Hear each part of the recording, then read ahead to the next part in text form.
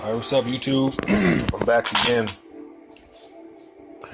Alright, before I continue with the lecture about Hecate, this short lecture, 14 minute lecture, let me get a drink of water real quick.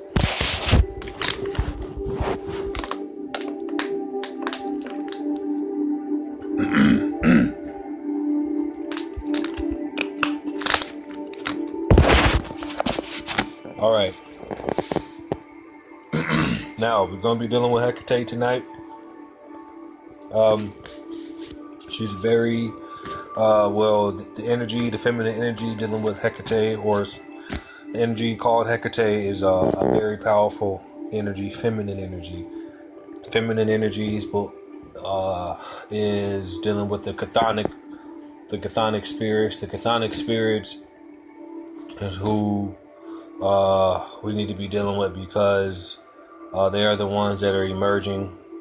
They're the ones that are emerging from the underworld, which is the human body. We're going to be talking about black body radiation as well, and how that relates to your melanin, and how that makes you anthropomorphic. Hecate was either anthropomorphic, or she was dealing with the anthropomorphic entities at the time of her, when she was being really people was really utilizing the energy. Like I said in the last video, Hecate is Hekate, okay, and it's pronounced Hecate. And let's see some of her consorts. Again, this is the same book from earlier. Encyclopedia of Spirits, the ultimate guide to the magic of fairies, genies, demons, and ghosts, and gods and goddesses, by Judica Isles. I'm going to show this book again so you guys can get a good look at it.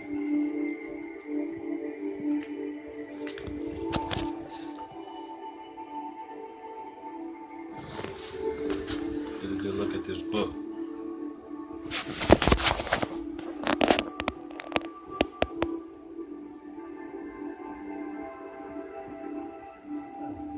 Encyclopedia of Spirits. Okay. Like I said, I'm going to bring documentation, just to keep it realistic for you. I'm not going to freestyle this, even though I can, but we're going to give you documentation as well. Okay. It says Hecate, as I said in the last video, the most lovely one, worker from afar, three-headed hound of the moon, influence from the far, the one before the gate. She's the gatekeeper. She is the goddess of the crossroads, and she's the light bringer, which is Lucifer. Lucifer dealing with the pineal gland. She's the gatekeeper. She is the gatekeeper of the cosmos, which is the pineal gland, which is another form of Enoch. We're going to be dealing with the book of Enoch as well, because the book of Enoch talks about the angelic beings, the archaic beings that guard the gates of heaven, which is the pineal gland. And we're going to later on in my videos, we're going to be talking about the Grimoire, which is the language of the inner cosmos as well as the outer cosmos, that cosmic void up in the sky or past the sky. That's just a cosmic void. That's why it's called space, because it's a cosmic void. But in that cosmic void, there is a connection with your pineal gland. It's the darkness. It's that sunken place that guy off of that movie Get Out. When she sent him into that sunken place, that was that cosmic void that he was in. That was the cosmos, but he wasn't advanced enough to know that. But I don't know if you guys caught that or not. The three-headed hound of the moon. The three-headed hound of the moon is not literal, so she's not some monster walking around with three heads, of the head shaped like Anubis. No, she's a form of Anubis, but at the same time, when they talk about the three heads, they're talking about the pineal gland. The pineal gland is a very sensitive organism, okay? Which means it gives you the ultimate three instincts, basically, which is the Holy Trinity. You know, you get three-headed hound, which symbolizes the three ultimate instincts, you know, and that's your pineal gland. That's the Holy Trinity. That's the three. That's the Holy Trinity they talking about. They're talking about the chakra system and energies inside the body as well as out. As above, so below. As within, as without. Microcosm of the macrocosm.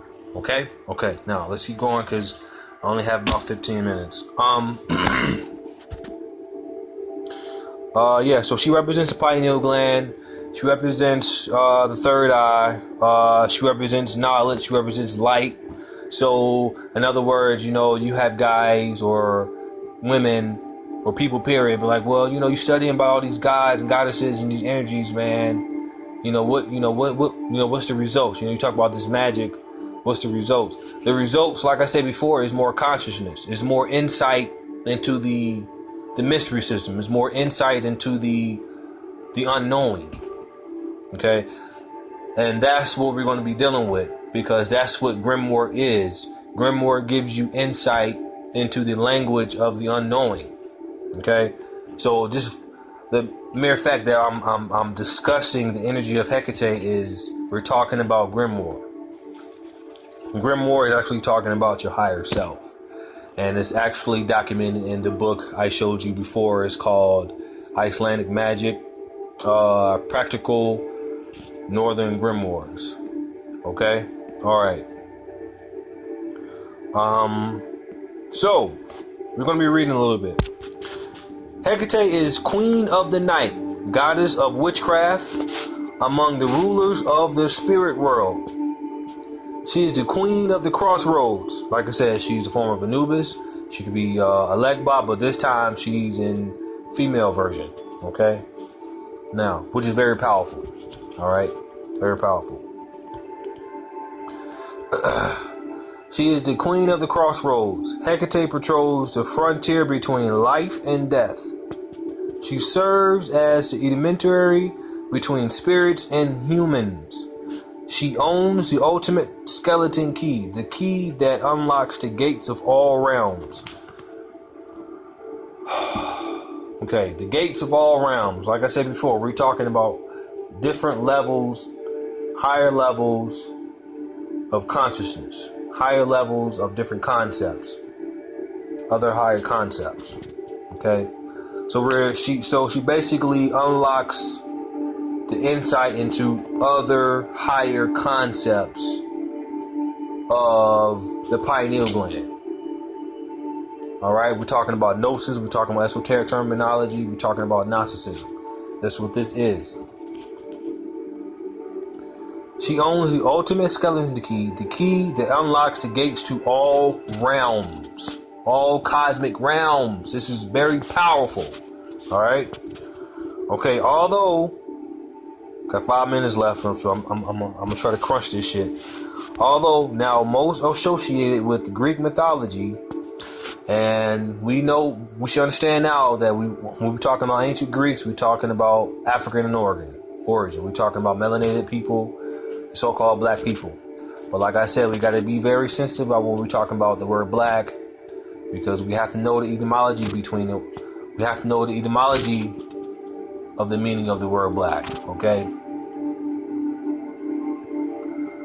Alright, because we are considered black now, but we wasn't considered black in ancient times. That's the key to this, alright?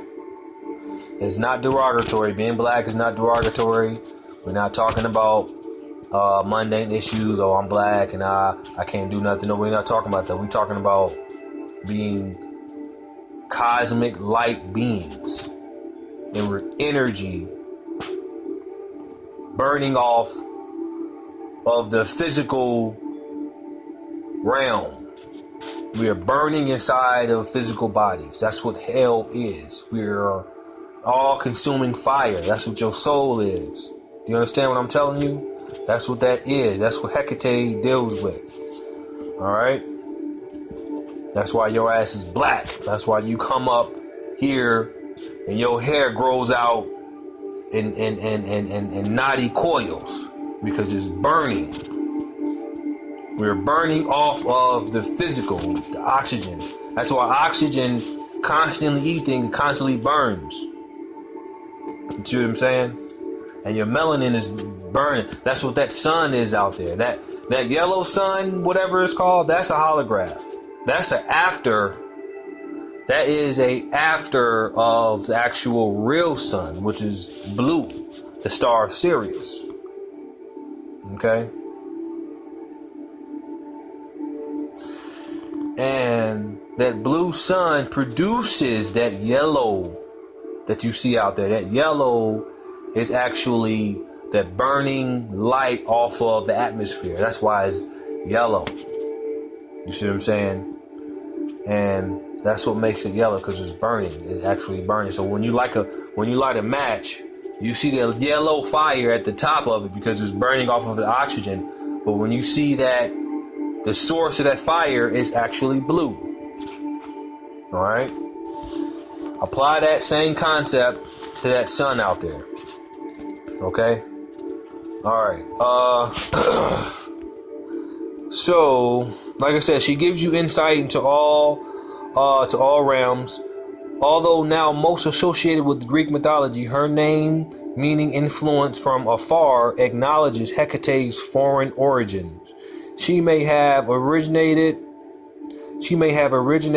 in what is now Georgia in the Black Sea, home of Medea, her most famous devotee of priestess Hecuba, queen of Troy.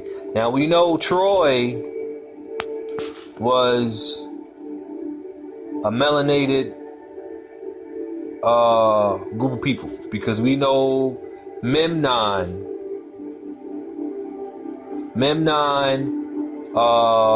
was either from Troy, or he was the king or god of Troy. Okay. Memnon was originated out of Ethiopia, or Ethiopia at the time. Okay, Ethiopia. Look up the mythology of Memnon, and you'll see what I'm talking about Troy. Okay, all right. But we got to keep going. Okay, so Hecate's foreign origin. She may have originated what is now called Georgia and on the Black Sea, home of Medea. Her most famous devotee and priestess Hecuba, queen of Troy, is another well-known devotee. At one time, Hecate was chief deity of Cairo, now in western Turkey. The Greeks knew her as Tian's daughter and as the confidant and a handmaiden of Queen of the Dead. Hecate is the goddess of life, death, regeneration, and magic. She rules wisdom, choices, victory, vengeance, and travel. So, I am a truck driver. Okay, I got initiated with Hecate back in 2011. Since she is the crossroad goddess, like Tahuti, like Anubis, like Hermes. Okay, she's goddess of travel. So, you know, I am a truck driver. I invoke her. I pour libations to her every day before I get in that truck, and driving through this matrix, dealing with the human world, because the human world, the matrix, is dangerous, man. This isn't dangerous stuff, and you got to know what time it is, so we can know energies to use, so we can manipulate our way through the physical. That's what all this is about, until death comes, I guess. Let's see here. She is invoked for justice, especially for sexual crimes against women and girls. Hecate is invoked when justice is not forthcoming from other channels. All right. And we'll leave it at that. And I'm going to start up another video, and I'll be back. Thank you.